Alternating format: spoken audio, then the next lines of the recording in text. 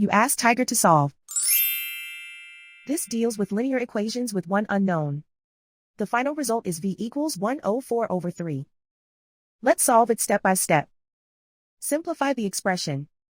Expand the parentheses.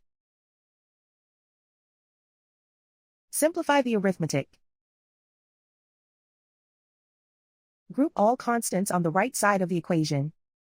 Add 72 to both sides. Simplify the arithmetic.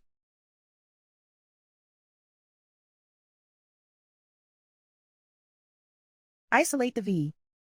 Divide both sides by 6. Simplify the fraction. Find the greatest common factor of the numerator and denominator. Factor out and cancel the greatest common factor. And so the final result is v equals 104/3.